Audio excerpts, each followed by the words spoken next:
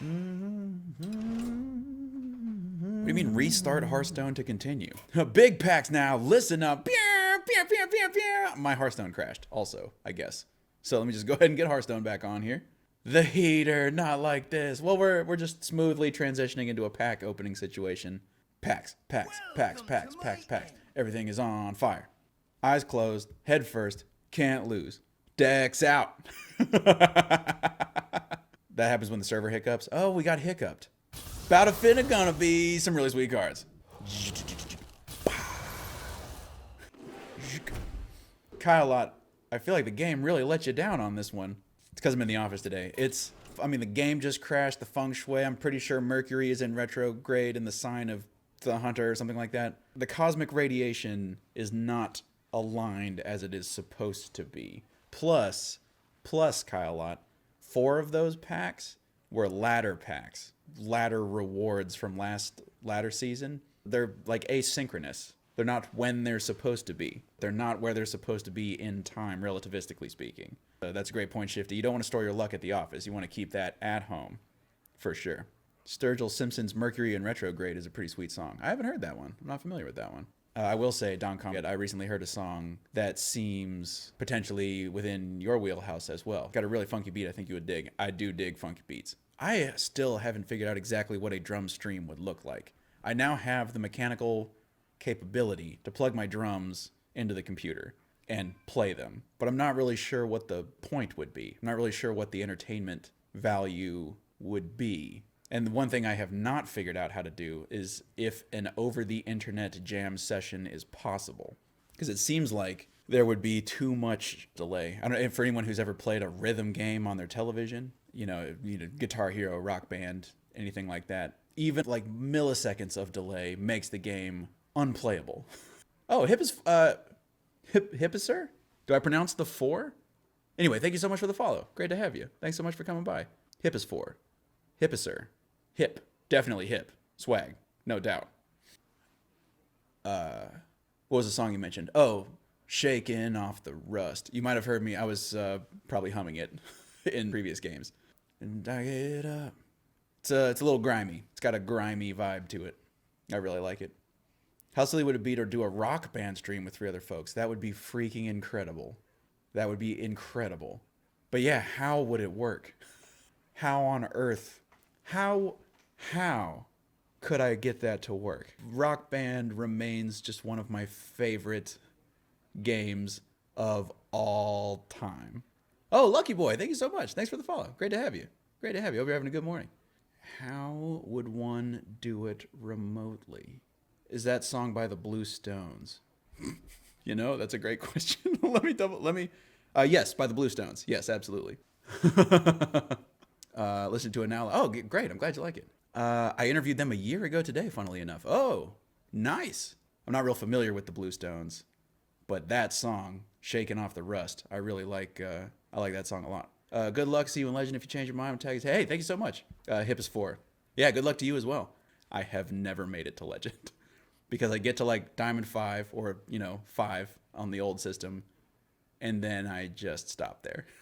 And then I don't ever, because I only ever play Hearthstone on stream, with the exception of course, the single player. Super good. Shocked they haven't blown up yet, honestly. I think they could be the next big act. Yeah, whatever happened to... Speaking of big acts that have an interesting kind of sound, Brando Show, you and me saw Greta Van Fleet when they came to Shaky Knees, right? And they sound so similar to Led Zeppelin. And they did that one album and they were everywhere. And then I just haven't heard anything about them or anything from them or anything. It seems like they just like...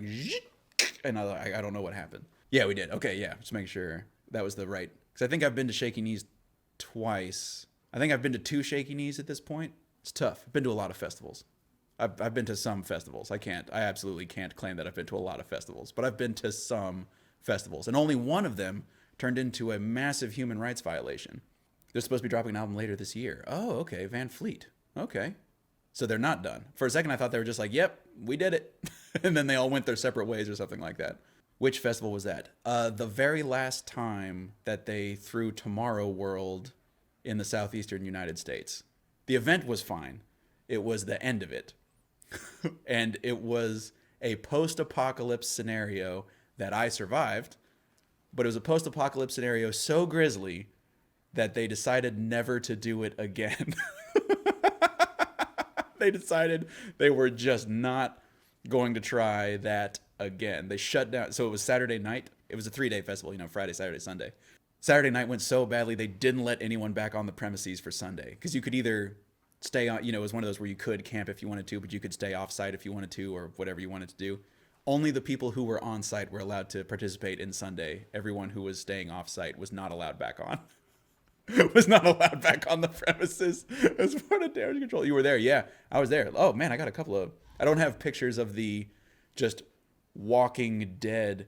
At midnight, everything shuts down and everybody disperses, but it was wet and like buses couldn't get there. And, Uber and Lyft were were like sponsors, and they were supposed to be providing rides and stuff, but the roads were so bad that they couldn't get there. Like the buses couldn't make it to the place where Lyft and Uber had agreed to go pick people up. So I walked for, and this is not an exaggeration, I walked for 5 hours, midnight to 5 in the morning, trying to find a place where we could get a cell phone signal so that we could finally get back here, right to my house. So it was me, my buddy Jeff. This was Tomorrow World back in, I don't remember, Tomorrow World, a couple years ago, several years ago now. Someday I'll meet this wily Jeff. Yeah, it is surprising that your path and Jeff's path have not intersected just yet. So the festival closes. Everyone's trying to leave. No one can leave. Probably 80,000 of us.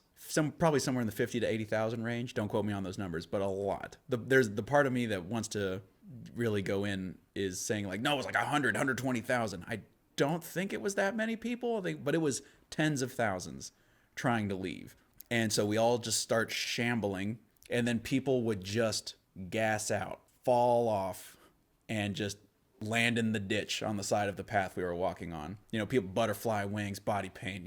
Tomorrow World's a bunch of EDM. It's an EDM festival. I don't have any pictures of the shamble because it was extremely dark. We were out in the middle of nowhere. Because I think the whole thing was thrown on like a horse farm, some kind of out of the way farm where the incredible noise of EDM would not be a noise violation. All kinds of trippy stuff happening. This is a giant face floating on a stage. You can see people with all their different flags. Folks from all over were at this thing, right? I forget exactly the country of origin of Tomorrow World, but it's not an American festival. DJs, EDM bands, plenty of stages, 7 or 8 stages. Everything looked like a series of explosions.